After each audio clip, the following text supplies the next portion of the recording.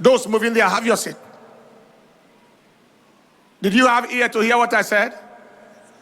Those moving up there, ushers, as a nation, we are at a very, very critical junction. Everybody is aware that we are at a very, very sensitive junction. Now, the Operation Rescue, restore, and revive the nation's prayer, rescuing the nation from the hands of killers, bandits, and agents of destruction, started about 131 days ago. The background of this is how, as a nation and as a church, we have borne the pain of massacres in our nation. We bore the pain. I am not talking of what we heard about. I am talking of what we are eyewitnesses of. I believe it was in the year of 2018, thereabout, where we went to Agatu. 2016, we visited Agatu local government on the 7th of April, 2016, after the attacks that claimed an estimated 594 lives across 32 villages in Agatu in Benue State between 21st to 24th February 2016. Think of it, 594 lives. You look at that. The ravages. That was devastation. Move fast. That was us there. We brought relief material, right? And all of that. Did medical outreach as well because of the ravages of the situation in Agatu then.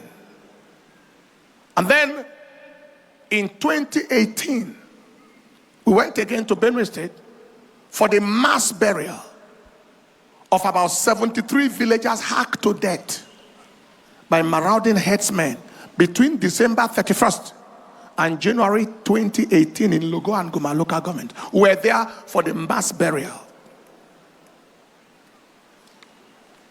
That was what do you call it now? The reporting of our visit then into Benue State.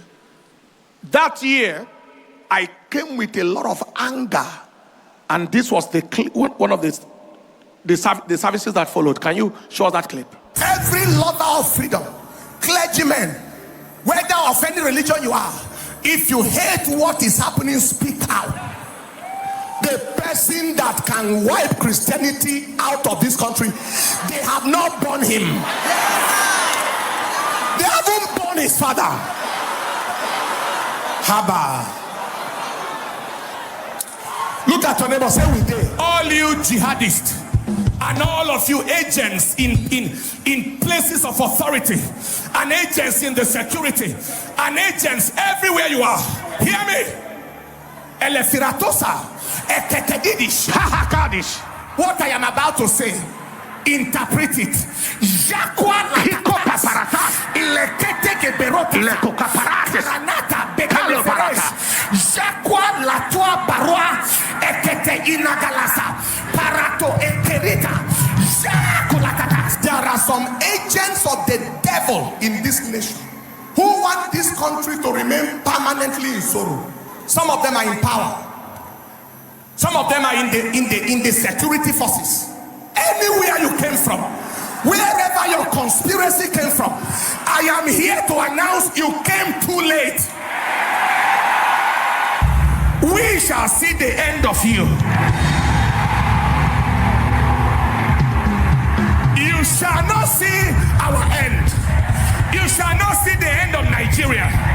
You shall not see the end of Christianity. You shall not see the end of the Middle Belt. Hey. We shall see the end of you. We shall see your end. From this moment forward, at all levels, God will begin to bury people. He will bury them. One by one. He will bury them en masse. Nigeria shall be their graveyard. That was part of it. And then we continue. Now, so this matter we have been on it for years. How many of you understand what I'm talking about? It is our pain, it's our decree. It's not something we heard, it's something we are in. And then Yelwata happened this year, 17th of June 2025, to commiserate with the state and victims on the Yelwata massacre that happened between June 13th to 14th, 2025. We were there. Look at the devastation. We saw fresh bodies, fresh dead bodies that we saw with our eyes. Went to the displaced persons at the international market in Makurdi. About 3,000 to 4,000 people were here that were displaced from that place. And then when we came, certain decrees were made. Human life is valuable. It is valued okay, this was by before valuable people. From the cradle, if you go to the hospital and you see how doctors battle to save the life of a newborn baby. One life, 1 day old. Professors of medicine, consultants, 40, 50 years, pediatricians. They are running, sweating to battle to save the life of one person. And then you have some placeless vagabonds, valueless nonentity, roaming from place to place, homeless, valueless, placeless, taking life away without qualms. We are going to ask the God to whom vengeance belongs to arise and purge this land of these valueless entities, these worthless entities, this generation of vagabonds. Father, clean the land. He will clean Nigeria. Arise, Lord. Whatever you need to do it, Lord. However you need to move, Lord. However, the land of your fathers, no devil or group of devils shall take it. Let me say that the land of your fathers, no devil or group of devils shall take it.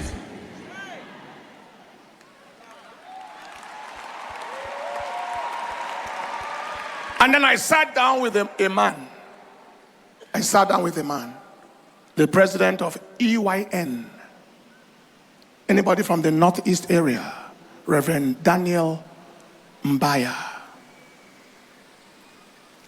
We were having our ministers, our conference last year. Our pastors were there. When he came with his team of people, pastors and ministers from his denomination, to tell us their plight and whether we can be of help to them. What is your plight, sir? He said they are dealing with 10,000 widows, widowed by terrorism, handling 100,000 orphans, orphaned by terrorism. He said they have a camp in Cameroon. Goza is completely, literally emptied. About 30-something thousand people are in that place in Cameroon, he said, and 18,000 of them are their members. All cleared from their fatherland. We started to assist a little bit, in little ways we can that I will not mention, to assist with the widows and assist with the orphans. And so, when it got to the neck like this, we have spoken, we have decreed, we are now going to set a watch. 168 hours of the week. Every hour, one person is on the watch. Every hour, somebody is on the watch. And we have been on. July 13th, a notable person had died, who might be called a patron of terror. I'm not going to mention name. While it went on, we began to record some successes in the Northwest in military campaigns. We began to record some successes to the stage where we are now, where you all know what is going on right now. We are going to pray. Every agent of the devil in Nigeria, agent of bloodshed, they call themselves terrorists, they call themselves kidnappers, bandits, evil headsmen from hell, or jihadists, and the collaborators of them, the sponsors of them, and those who imported them to Nigeria. I have bad news for you. Your time is up. Stand up on your feet. Your time is up. Every day for the thief, one day for the owner. Your time is up. We have been praying, and we are not going to stop praying until the earth that drank the blood of innocent citizens drink your own blood, swallows you up. Importers of terrorists, sponsors of terrorists, collaborators of terrorists, sympathizers of terrorists, and the terrorists themselves. Get ready.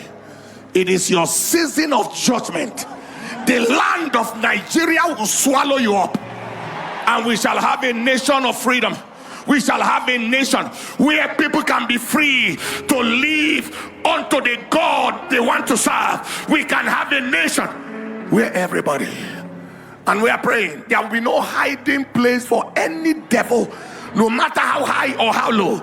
No hiding place. Father, locate them, fish them out from their hideouts, and as they have caused sorrow, let their generation never know peace. Dr. Paul Enenche has always been a fearless man who has always spoken up against the terrorism by Islamic militants ravaging the nation, and against the government's inaction towards those terrorism. Please like and share this message. Let it go far.